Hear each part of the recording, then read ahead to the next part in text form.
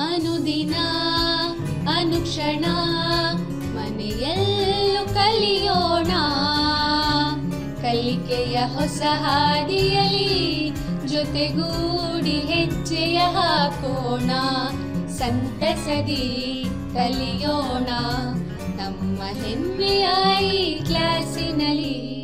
Yes sir. Yes teacher. Present ma'am.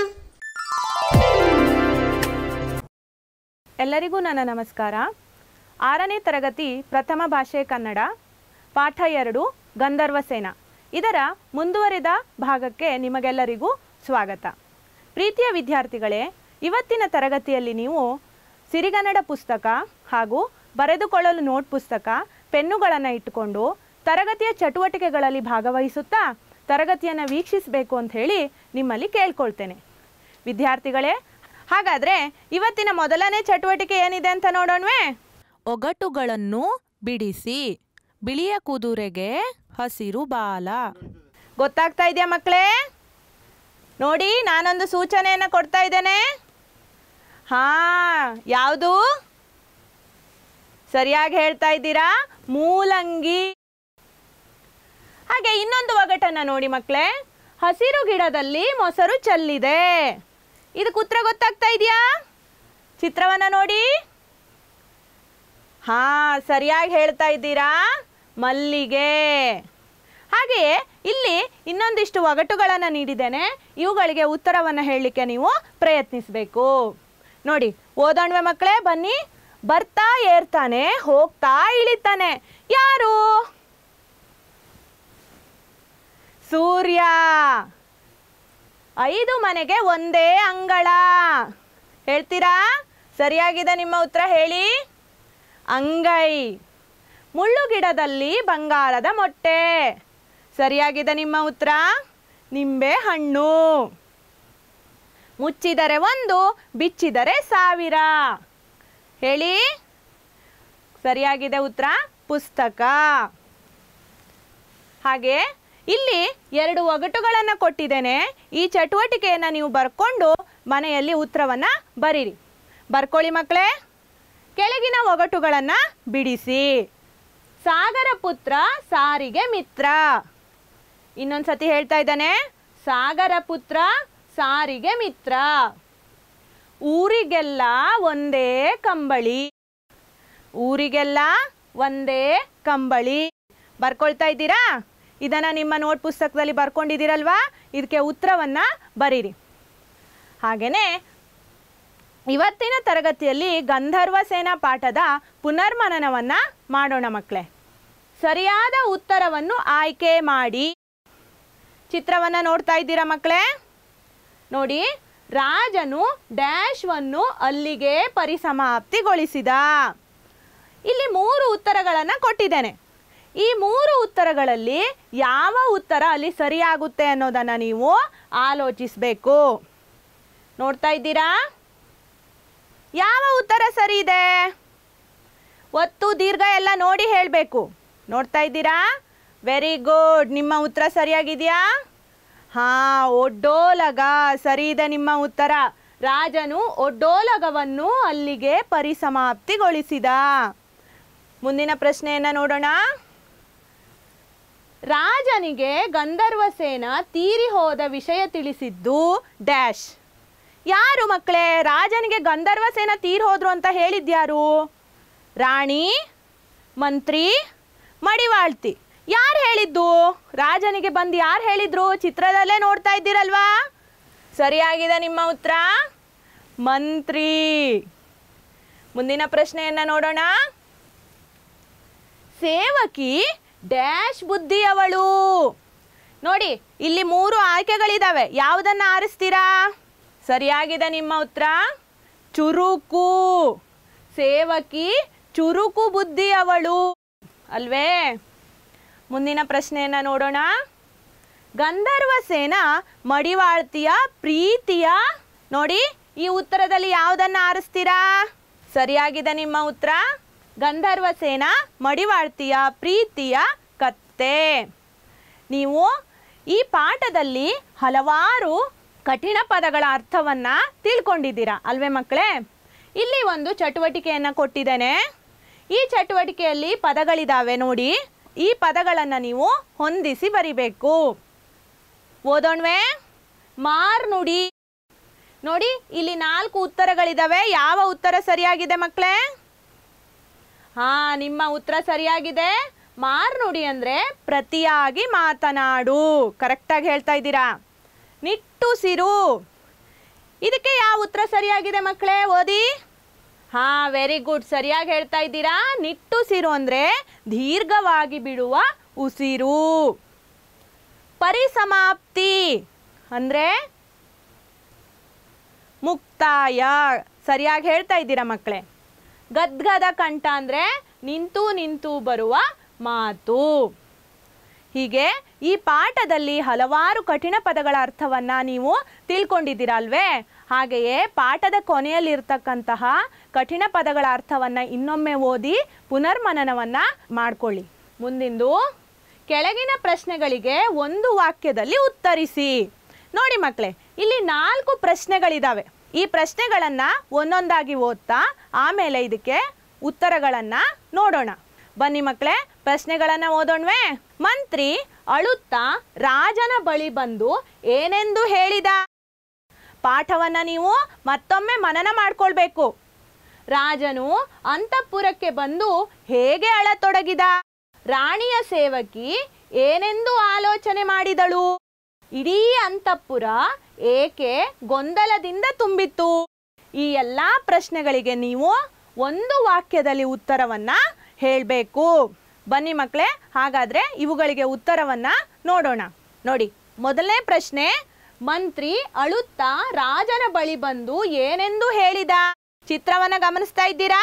ಸಿಂಹಾಸನವನ್ನು ಮುಟ್ಟಿ ನಮಸ್ಕರಿಸಿ ಮಂತ್ರಿ ರಾಜನ ಹತ್ರ ಬಂದು ಏನೆಂದು ಹೇಳಿದ? ಸರಿಯಾಗಿ ಹೇಳ್ತಾ ಇದ್ದೀರಾ ಮಕ್ಕಳೇ ನೀವು ಉತ್ತರವನ್ನ.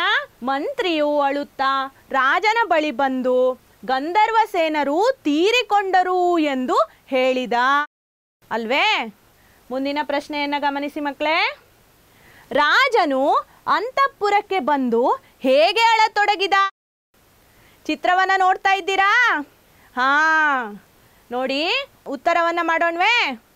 ರಾಜನು ಅಂತಃಪುರಕ್ಕೆ ಬಂದು ಗದ್ಗದ ಕಂಠದಿಂದ ಕರುಳು ಕಿತ್ತು ಬರುವಂತೆ ಅಳತೊಡಗಿದ. ಇನ್ನೊಮ್ಮೆ ಓದೋಣವೇ? ರಾಜನು ಅಂತಃಪುರಕ್ಕೆ ಬಂದು ಗದ್ಗದ ಕಂಠದಿಂದ ಕರುಳು ಕಿತ್ತು ಬರುವಂತೆ ಅಳತೊಡಗಿದ. ಮುಂದಿನ ಪ್ರಶ್ನೆಯನ್ನು ನೋಡೋಣ. ರಾಣಿಯ ಸೇವಕಿ ಏನೆಂದು ಆಲೋಚನೆ ಮಾಡಿದಳು?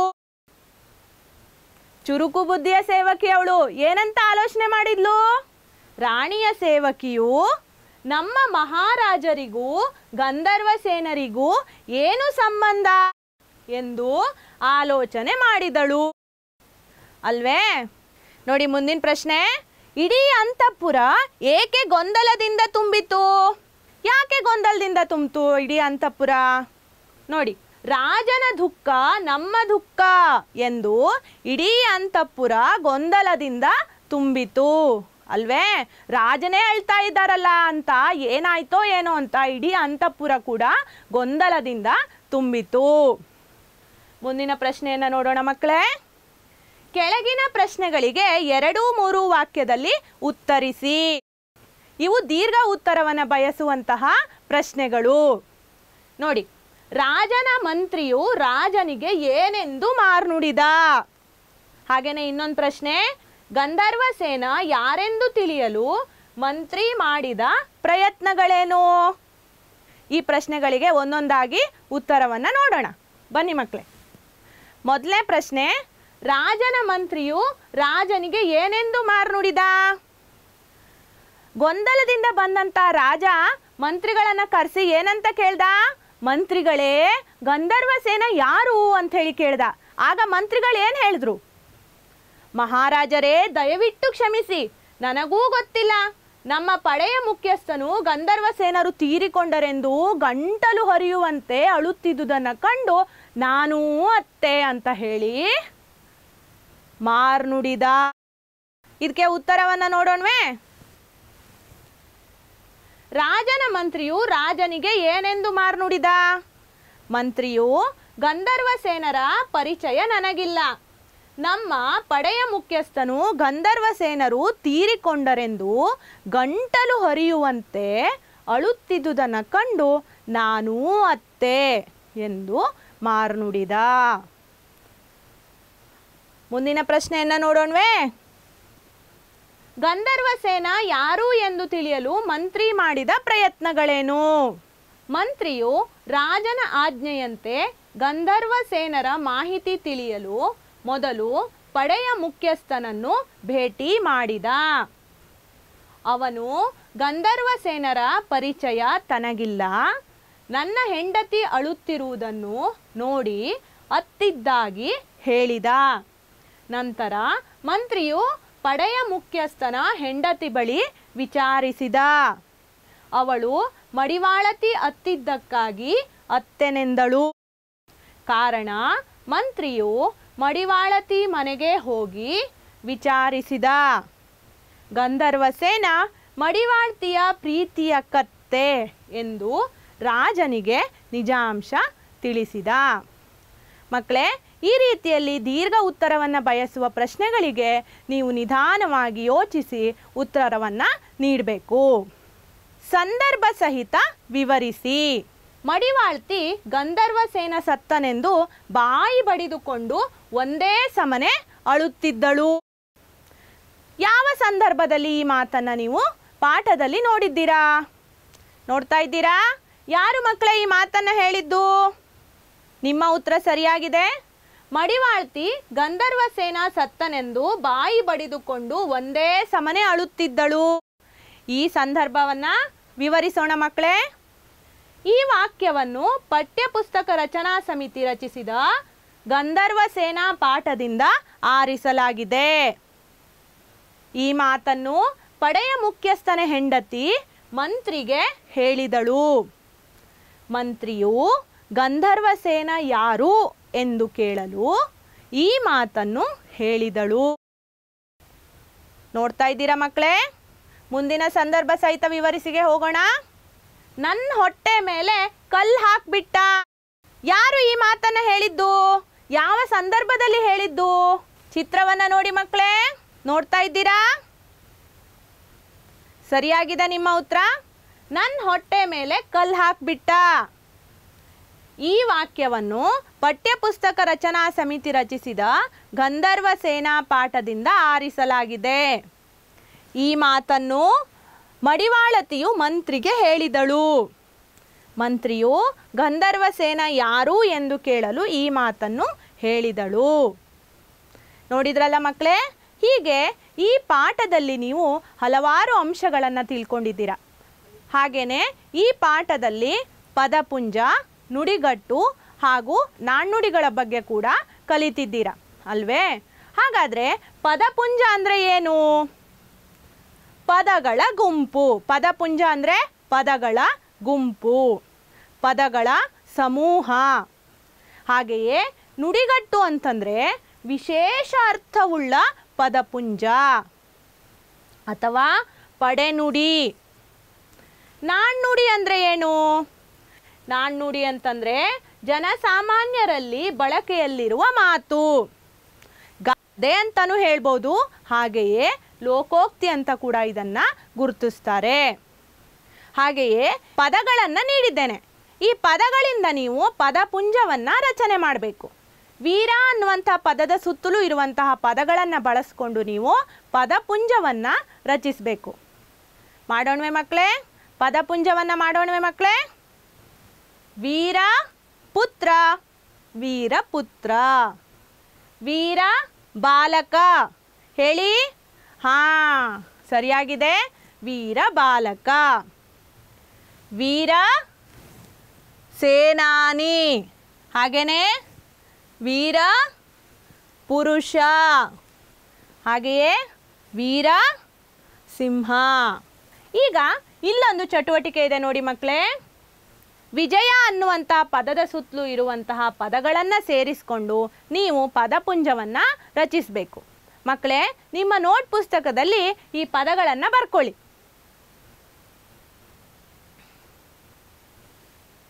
ಮುಂದಿನ ಚಟುವಟಿಕೆಯನ್ನು ನೋಡೋಣ. ಈ ಕೆಳಗಿನ ನುಡಿಗಟ್ಟು ಬಳಸಿ ವಾಕ್ಯ ರಚಿಸಿ. ನುಡಿಗಟ್ಟು ಅಂತಂದರೆ ವಿಶೇಷ ಅರ್ಥವುಳ್ಳಂತಹ ಪದಪುಂಜ. ಬನ್ನಿ ಮಕ್ಕಳೇ, ಈ ನುಡಿಗಟ್ಟುಗಳನ್ನು ಒಮ್ಮೆ ಓದೋಣ. ಎತ್ತಿದ ಕೈ, ತಲೆಗೆ ಹಚ್ಚಿಕೊಂಡು ಕೊರಗು, ಅಟ್ಟಕ್ಕೇರಿಸು, ಮೈ ಬಗ್ಗಿಸಿ ದುಡಿ, ಕೈ ತುಂಬ. ಇವುಗಳನ್ನು ಬಳಸ್ಕೊಂಡು ನಾವು ಅರ್ಥಪೂರ್ಣವಾದಂತಹ ವಾಕ್ಯವನ್ನು ರಚಿಸಬೇಕು. ನೋಡಿ ಮಕ್ಕಳೇ, ಪ್ರವೀಣನು ಗಣಿತದಲ್ಲಿ ಎತ್ತಿದ ಕೈ. ಎತ್ತಿದ ಕೈ ಅಂದರೆ ಏನು? ಕೈ ಎತ್ತದ ಅಂತ ಅರ್ಥನೇ ಅಲ್ಲ. ಎತ್ತಿದ ಕೈ ಅಂತಂದರೆ ಅವನು ಗಣಿತದಲ್ಲಿ ನಿಪುಣ ಅಂತ ಹೇಳಿ ಅರ್ಥ ಅಲ್ವೇ? ಹಾಗೆ ಮುಂದಿನ ವಾಕ್ಯವನ್ನು ಓದಿ. ಸಣ್ಣ ಪುಟ್ಟ ವಿಚಾರಗಳನ್ನು ತಲೆಗೆ ಹಚ್ಚಿಕೊಂಡು ಕೊರಗಬಾರದು. ತಲೆಗೆ ಹಚ್ಚಿಕೊಂಡು ಕೊರಗಬಾರದು, ಇದೊಂದು ನುಡಿಗಟ್ಟು ಅಲ್ವೇ? ಅಂದರೆ ಅತಿ ಚಿಂತೆಯನ್ನು ಮಾಡಬಾರ್ದು. ಶಾಂತ ಬುದ್ಧಿವಂತಳೆಂದು ಎಲ್ಲರೂ ಅಟ್ಟಕ್ಕೇರಿಸುತ್ತಾರೆ. ಏನು ಮಕ್ಕಳೇ ಅಟ್ಟಕ್ಕೇರಿಸುತ್ತಾರೆ ಅಂದರೆ ಅವಳನ್ನು ತುಂಬ ಹೊಗಳ್ತಾರೆ, ಇಷ್ಟಪಡ್ತಾರೆ ಅಂಥೇಳಿ ಅರ್ಥ ಅಲ್ವೇ? ಮುಂದಿನ ವಾಕ್ಯವನ್ನು ಓದೋಣ. ಮೈ ಬಗ್ಗಿಸಿ ದುಡಿದರೆ ಕೈ ತುಂಬ ಹಣ ಗಳಿಸಬಹುದು. ಅಂದರೆ ಕಷ್ಟಪಟ್ಟು ದುಡಿದ್ರೆ ಒಳ್ಳೆಯ ಸಂಪಾದನೆಯನ್ನು ನಾವು ಮಾಡಬಹುದು ಅಂತ ಹೇಳಿ. ನಾಣ್ಣುಡಿಗಳು. ನೀವು ದಿನನಿತ್ಯದ ಮಾತಿನಲ್ಲಿ ಹಲವಾರು ನಾಣ್ಣುಡಿಗಳನ್ನು, ಗಾದೆ ಮಾತುಗಳನ್ನು ಬಳಸ್ತೀರ. ಇಲ್ಲಿರುವಂತಹ ನಾಣ್ಣುಡಿಗಳನ್ನು ಓದೋಣ. ನನ್ನೊಟ್ಟಿಗೆ ನೀವು ಕೂಡ ಇವುಗಳನ್ನು ಓದಬೇಕು. ಹಿತ್ತಲ ಗಿಡ ಮದ್ದಲ್ಲ, ಕುಂಬಾರನಿಗೆ ವರುಷ, ದೊಣ್ಣೆಗೆ ನಿಮಿಷ. ಓದ್ತಾ ಇದ್ದೀರಾ ಮಕ್ಕಳೇ? Very good. ಅನ್ನ ಹಾಕಿದ ಮನೆಗೆ ಕನ್ನ ಹಾಕಬೇಡ, ಮಾಡಿದ್ದುಣ್ಣೋ ಮಹಾರಾಯ.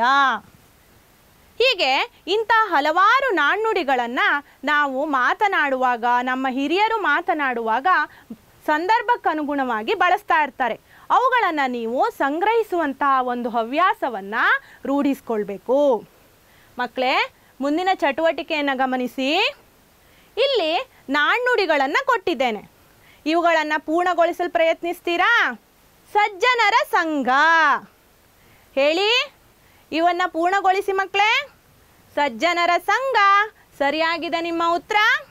ಹೆಜ್ಜೇನು ಸವಿದಂತೆ, ಮಾತು ಬೆಳ್ಳಿ, ಹೇಳಿ. ಮೌನ ಬಂಗಾರ, ಕಲಿತವನಿಗಿಂತ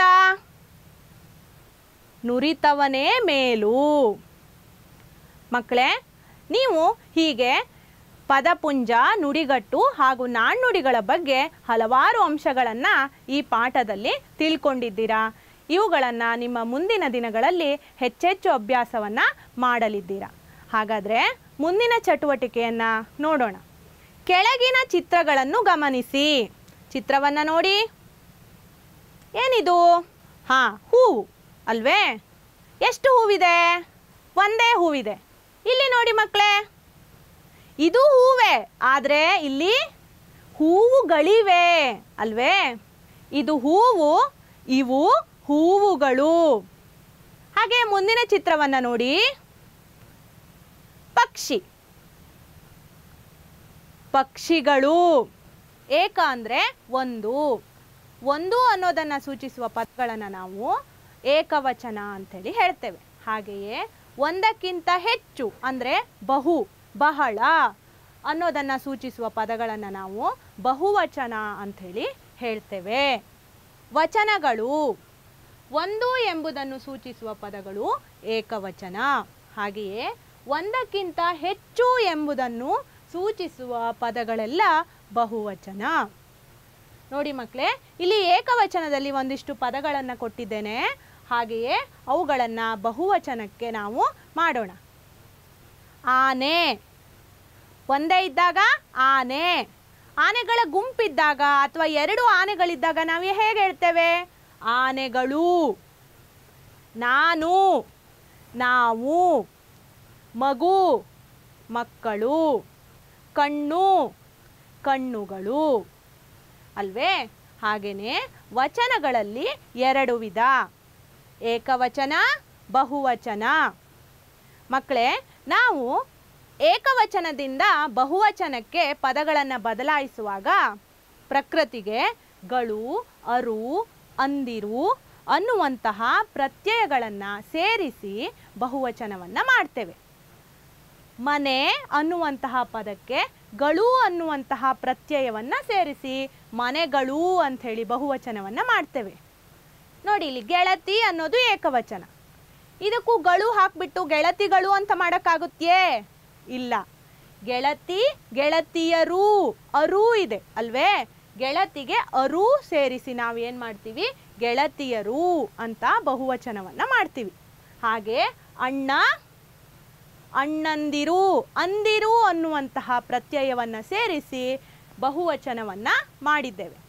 ಹಾಗೆಯೇ ಮಕ್ಕಳೇ, ನಾನು, ನಾವು, ತಾನು, ತಾವು ಹೀಗೆ ಏಕವಚನವನ್ನು ಬಹುವಚನಕ್ಕೆ ಬದಲಾಯಿಸ್ತೇವೆ ಅಲ್ವೇ? ಮಕ್ಕಳೇ, ನಾನು ನಿಮಗೆ ಕೆಲವೊಂದು ಪದಗಳನ್ನು ಕೊಡ್ತಾ ಇದ್ದೇನೆ. ಅವುಗಳನ್ನು ನೀವು ಬರ್ಕೊಂಡು ಬಹುವಚನ ರೂಪಕ್ಕೆ ಅವುಗಳನ್ನು ಬದಲಾಯಿಸಿ. ಎಲ್ಲಿ ಬರ್ಕೊಳ್ಳಿ ಮಕ್ಕಳೇ? ಕಲ್ಲು, ಅಜ್ಜ, ಬರ್ಕೊಳ್ತಾ ಇದ್ದೀರಾ? ಪೆನ್ನು, ನೀನು, ಬರ್ಕೊಂಡ್ರಾ? ಹಾಗೆಯೇ ಮುಂದಿನ ಚಿತ್ರಗಳನ್ನು ಗಮನಿಸಿ ಮಕ್ಕಳೇ. ಇಲ್ಲಿ ಒಂದು ಹುಡುಗನ ಚಿತ್ರ ಇದೆ ಅಥವಾ ಒಬ್ಬ ಪುರುಷನ ಚಿತ್ರ ಇದೆ ಅಲ್ವೇ? ಇಲ್ಲಿ ಒಂದು ಮಹಿಳೆಯ ಚಿತ್ರ ಇದೆ ಅಥವಾ ಸ್ತ್ರೀ ಚಿತ್ರ ಇದೆ ಅಲ್ವೇ? ಹಾಗೆ ಇದನ್ನು ನೋಡಿ, ಒಂದು ಮರದ ಚಿತ್ರ ಇದೆ. ಹೀಗೆ ನಾವು ನಮ್ಮ ವಾಕ್ಯಗಳನ್ನು ರಚಿಸುವಾಗ ಲಿಂಗಗಳನ್ನು ಆಧಾರವಾಗಿಟ್ಟುಕೊಂಡು ವಾಕ್ಯಗಳನ್ನು ರಚಿಸ್ತೇವೆ ಅಲ್ವೇ? ನೋಡಿ, ಲಿಂಗಗಳಲ್ಲಿ 3 ವಿಧ: ಪುಲ್ಲಿಂಗ, ಸ್ತ್ರೀಲಿಂಗ, ನಪುಂಸಕಲಿಂಗ. ಹಾಗಾದರೆ ಪುಲ್ಲಿಂಗ ಅಂದರೆ ಏನು? ಯಾವ ಪದ ಪ್ರಯೋಗ ಮಾಡಿದಾಗ ಗಂಡಸು ಎಂಬ ಅರ್ಥ ಹೊಳೆಯುವುದೋ ಅದು ಪುಲ್ಲಿಂಗ. ನೋಡಿ, ಮುದುಕ, ರಾಜ, ಹುಡುಗ, ಗೆಳೆಯ, ಅಪ್ಪ, ಚಿಕ್ಕಪ್ಪ ಇವುಗಳೆಲ್ಲ ಪುಲ್ಲಿಂಗ. ಹಾಗೆಯೇ ಸ್ತ್ರೀಲಿಂಗ, ಯಾವ ಪದ ಪ್ರಯೋಗ ಮಾಡಿದಾಗ ಹೆಂಗಸು ಎಂಬ ಅರ್ಥ ಹೊಳೆಯುವುದೋ ಅದು ಸ್ತ್ರೀಲಿಂಗ. ಮುದುಕಿ, ರಾಣಿ, ಹುಡುಗಿ, ಗೆಳತಿ, ಅಮ್ಮ ಇವೆಲ್ಲವುಗಳು ಕೂಡ ಸ್ತ್ರೀಲಿಂಗ ಪದಗಳಾಗಿವೆ. ಹಾಗೆಯೇ ಯಾವ ಪದ ಪ್ರಯೋಗ ಮಾಡಿದಾಗ ಗಂಡಸು ಅಥವಾ ಹೆಂಗಸು ಎರಡೂ ಅಲ್ಲ ಎಂಬ ಅರ್ಥ ಹೊಳೆಯುವುದು ಅದು ನಪುಂಸಕಲಿಂಗ. ಉದಾಹರಣೆಗೆ ಕಲ್ಲು, ಪುಸ್ತಕ, ಮೋಡ, ಮಳೆ, ಪರ್ವತ, ಕತ್ತೆ, ನಾಯಿ ಇಂತಹ ಪದಗಳು. ಇನ್ನು ಇಲ್ಲಿರ್ತಕ್ಕಂತಹ ವಾಕ್ಯಗಳನ್ನು ಓದಿ ಮಕ್ಕಳೇ. ಈ ಹುಡುಗಿಯ ಹೆಸರು ಸ್ಮಿತಾ. ಇವಳು ಉತ್ತಮ ವಿದ್ಯಾರ್ಥಿನಿ. ರಹೀಮನ ಊರು ತಲಕಾವೇರಿ.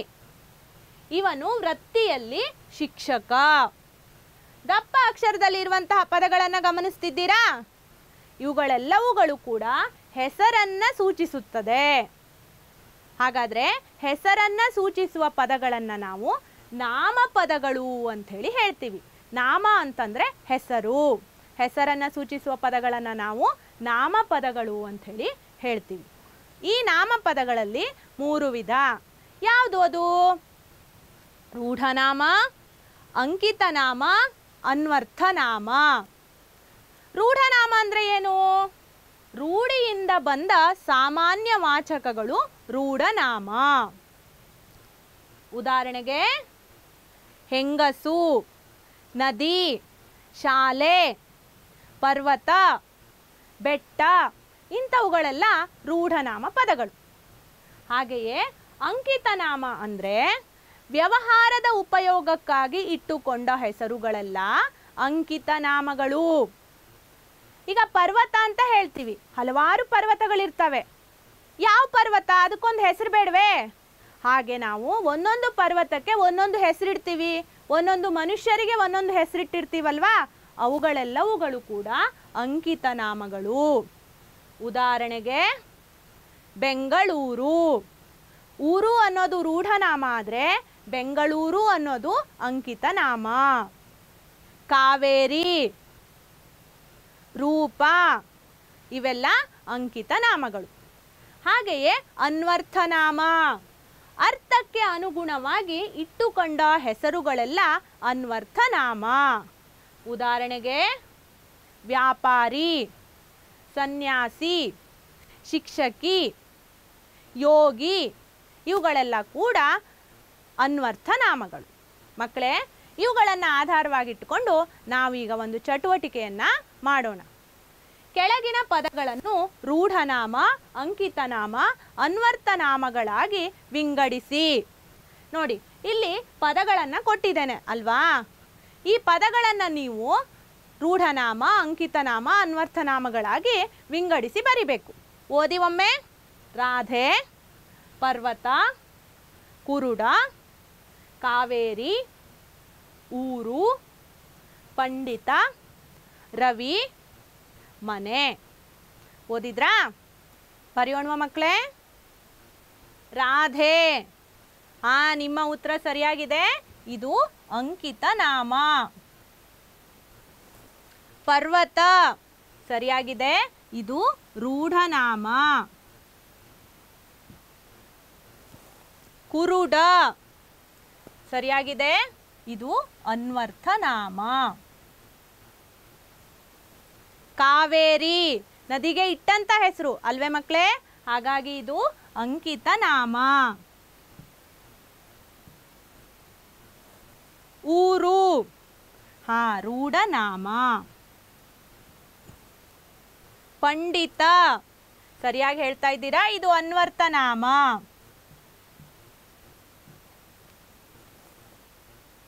ರವಿ ಇದು ಅಂಕಿತ ನಾಮ. ಮುಂದಿಂದು ಮನೆ, ಇದು ರೂಢನಾಮ. ನೋಡಿದ್ರಲ್ಲ ಮಕ್ಕಳೇ, ಇವತ್ತಿನ ತರಗತಿಯಲ್ಲಿ ನೀವು ಹಲವಾರು ಅಂಶಗಳನ್ನು, ವ್ಯಾಕರಣಾಂಶಗಳನ್ನು ತಿಳ್ಕೊಂಡಿದ್ದೀರಾ. ಹಾಗಾದರೆ ಈಗ ಮೌಲ್ಯಮಾಪನ ಚಟುವಟಿಕೆಯನ್ನು ನಾವು ಮಾಡೋಣ. ಇಲ್ಲಿ ವಾಕ್ಯಗಳನ್ನು ನಿಮ್ಗೆ ಕೊಟ್ಟಿದ್ದೇನೆ. ಈ ವಾಕ್ಯಗಳು ಸರಿ ಇದೆಯೇ? ಒಮ್ಮೆ ಓದಿ. ಹೆಂಗಸು ನೀರನ್ನು ತಂದನು. ಸರಿ ಇದೆಯೇ? ಏನಾಗಬೇಕು ಮಕ್ಕಳೇ? ಹೆಂಗಸು ನೀರನ್ನು ತಂದಳು ಆಗಬೇಕು ಅಲ್ವೇ? Very good.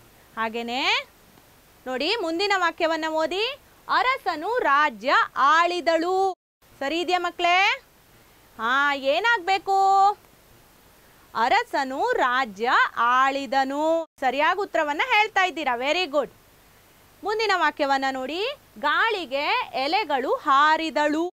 ಸರಿ ಇದೆಯೇ? ಏನಾಗಬೇಕು ಮಕ್ಕಳೇ?